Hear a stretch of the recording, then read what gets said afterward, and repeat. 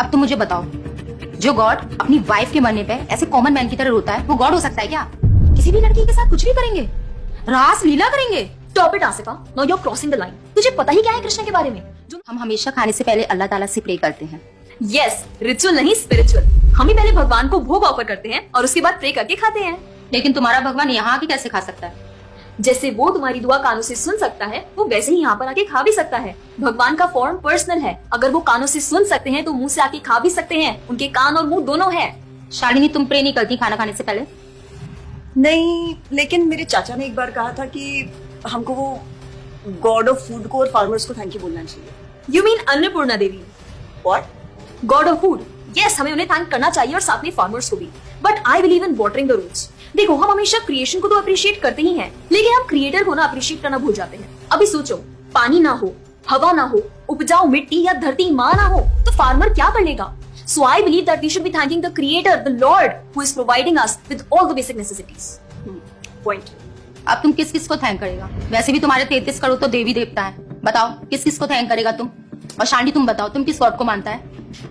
मैं ऐसे किसी गॉड को नहीं मानती, लेकिन I think Shiva is a big god. See, I am very sorry, but आपने अपने वो बड़े भगवान का स्टोरी तो सुना होगा ना, जहाँ वो अपनी मरी हुई वाइफ को शोल्डर पर लेकर पूरे इंडिया का चक्कर लगा रहा है। अब तुम मुझे बताओ, जो गॉड अपनी वाइफ के मरने पे ऐसे कॉमन मैन की तरह रोता है, वो गॉड हो सकता है क्या? अच्छा, may be, I don't know much about this story, but he is very famous and north में तो राम जी भी बहुत फेमस है ना। उनका स्टोरी तो तुमको पता होगा ना, सबको पता है। उनकी वाइफ को रावण ले गया था। हाँ, पता है। अब तुम मुझे बताओ, वो गॉड है? वो अपनी वाइफ को भी अकेला नहीं बचा के ला सकता। उसको अपनी वाइफ को बचाने के लिए भी वानर सेना की हेल्प चाहिए, और उस वानरों को भी तुम पूछता है। I am sorry.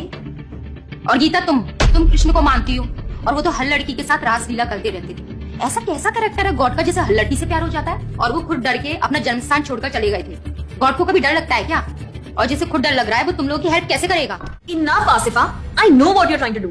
And Shalini, कुछ भी कंफ्यूजिंग नहीं है। You know what the problem is कि तुझे पता ही नहीं है, क्योंकि तूने आज तक शास्त्र ही नहीं पढ़े हैं। तो पता कैसे चलेगा कि क्या सही और क्या गलत? जन्म कर्म च मे दिव्यम एवं योवेति तत्वतः त्यक्त्वा देहम पुनर्जन्म नैति मामेति सो अर्जुना। भगवान की लीलाओं को समझना इतना आसान नहीं है। उसके लिए शास्त्रों का अध्ययन करना पड़ता है, और वो भी एक प्रामाणिक गुरु के अंडर रह के उनकी शरण लेके। अब अगर तुमने शास्त्र पढ़े होते तो तुमको ये पता होता कि शिव जी ने जो इमोशंस उसमें दिखाए थे, वो शोक नहीं, विरह था। विरह विरह दोनों सेम नहीं होते क्या? Let's start from the basics. शोक इज मटेरियल एंड विरह इज स्पिरिचुअल। शोक ना दुख की अनुभूति कराता है, whereas जो विरह है, उसमें जो सेपरेशन की फीलिंग होती है ना, वो सुख का अनुभव कराती है। भगवान भगवत गीता में ना शोक करने वाले व्यक्ति को मूर्ख बताते हैं। गतासुम अगतासुमश्च नानु शोचन्ति Pandita. A wise man never laments for the living nor for the dead। Bhagavad Gita chapter 2 text 11। अपनों की मौत पे आंसू बहाना शोक है, लेकिन वही रामायण देखते देखते जो आंसू निकले ना, वो विरह है, विरह। और ऐसे विरह से हमारा भगवान के प्रति प्रेम बढ़ता है। तो जिस तरह से शिव जी ने विरह को दिखाया था, उसी तरह राम जी भी सीता मैया के जाने के बाद विरह में भटकते हुए रो रहे हैं। और यही नहीं, सीता देवी इतनी प्योर है ना कि उन्हें राम जी के अलावा कोई टच भी नहीं कर सकता था। रावण जिनको लेके गया था, वो छाया सीता देवी थी। असली सीता देवी तो अग्नि में समा गई थी, और वो अग्नि परीक्षा के वक्त बाहर आई थी। और आसिफा, तू क्या बोल रही थी? भगवान राम को अपनी पत्नी को बचाने के लिए वानरों की मदद लेनी पड़ी थी। I mean, God is all powerful, right? हाँ, आई मीन वो अकेले भी तो मार सकते थे ना। यार शालिनी, अगर तूने कभी रामायण पढ़ी होती तो तुझे पता होता, जब खर और दूषण आए थे अपने 15,000 ऐसे दानवों के साथ जो इंसान को खा जाते थे, उन सब के साथ राम जी ने अकेले बिना किसी की हेल्प के उन सबके चिथड़े उड़ा दिए थे। अब ऐसे राम के लिए रावण को मारना मुश्किल है क्या? हाँ, लेकिन बाद में वानरों की हेल्प क्यों ली? उनको अपनी सेवा में लगाने के लिए, उनकी ग्लोरीज बढ़ाने के लिए। अरे उन्होंने तो एक छोटी सी गिलहरी तक को अपनी सेवा में लगा लिया था। What? कभी पढ़ा हो तो पता हो ना। खैर, और हम हनुमान जी की पूजा इसीलिए करते हैं क्योंकि भगवान तक पहुंचने का रास्ता उनके भक्तों की सेवा है। जब भगवान देखते हैं कि मेरे भक्तों का गुणगान हो रहा है या कोई सेवा कर रहा है, तो वो बहुत खुश होते हैं। जैसे मैं तेरी मॉम के सामने अगर तेरी तारीफ करूं तो वो खुश होती है ना। पॉइंट। इसी तरह भगवान हमसे खुश होते हैं जब हम उनके भक्तों की सेवा करते हैं, पूजा करते हैं। और रही बात 33 करोड़ देवी देवता की, आसिफा, तो मुझे ये बताओ, what is your favourite genre in movies? Psychological thriller. और शालिनी, तेरी? Romantic and comedy. एग्जैक्टली। जैसे हर किसी का अपने नेचर के अकॉर्डिंग फेवरेट जॉनर होता है, वैसे ही भगवान ने हर किसी के नेचर के अकॉर्डिंग व्यक्ति के लिए उसके नेचर के अनुसार वेद और पुराण दिए हैं। और उन्हीं पुराणों को फॉलो करके लोग अपनी देवी देवता की तरफ अट्रैक्ट होते हैं। और ये सभी देवी देवता भगवान की ही सेवा कर रहे हैं। जैसे रोशनी के देवता सूर्य देव, हवा के देवता वायु देव, बारिश के देवता इंद्र देव। जैसे एक सरकार चलाने के लिए इतनी सारी पोजीशंस होती हैं, वैसे ही इस पूरे ब्रह्मांड को चलाने के लिए अलग अलग देवी देवताओं की जरूरत पड़ती है।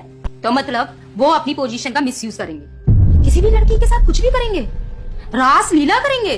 Stop it Asifa, now you are crossing the line. तुझे पता ही क्या है कृष्ण के बारे में? जो लोग बोलते हैं कि कृष्ण करे तो रास लीला है, हम करें तो कैरेक्टर ढीला है, उनको बोलो पहले भागवतम पढ़ ले।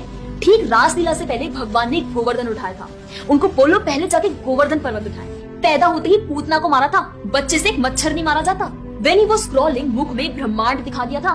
तू अपने मुंह में अपना ये हॉस्टल ही दिखा दे आसिफा। ये बात ब्रज की गोपियों के साथ रास लीला करने की, तो इतना जान लो कि रास लीला के टाइम पर करोड़ों गोपियां थी और कृष्ण पूरे टाइम हर एक गोपी के साथ मौजूद थे और उनके साथ डांस कर रहे थे, एक टाइम पे करोड़ों गोपियों के साथ। ये सब बहुत डीप लीला है और ये सब तभी पता चलेगी जब साधुओं के संग में रह के शास्त्रों को पढ़ा जाएगा।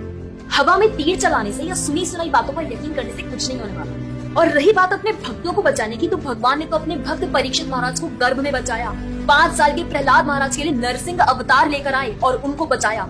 यहाँ तक कि वो अपने गुरुदेव सांदीपनि मुनि के बेटे को मरने के बाद वापस लाए और उनको जिंदा किया। आई एम रियली इम्प्रेस्ड यार। हिंदू होते हुए भी मुझे फैक्ट्स पता ही नहीं थे। मेरे पेरेंट्स ने मुझे कभी इन सब चीजों के बारे में बताया ही नहीं। हाँ, पेरेंट्स ही तो गलती है, लेकिन हम भी तो वही कर रहे हैं जो उन्होंने किया। We are not learning about our culture, not reading Ramayana, Mahabharata और भगवद गीता। आजकल तो ये सब कुछ रीड करना बहुत इजी भी है यार, everything is available on our phones and the problem is that we don't want to learn. और इसीलिए हमें कोई कुछ भी बोलता है और हम उसे मान लेते हैं और अपने बिलीफ को चेंज करने के लिए रेडी हो जाते हैं। एक्चुअली में पता है, किसी का हार्ट ट्रांसफॉर्म करना है तो प्यार से करो, ज्ञान से करो, पैसे और तलवार से नहीं।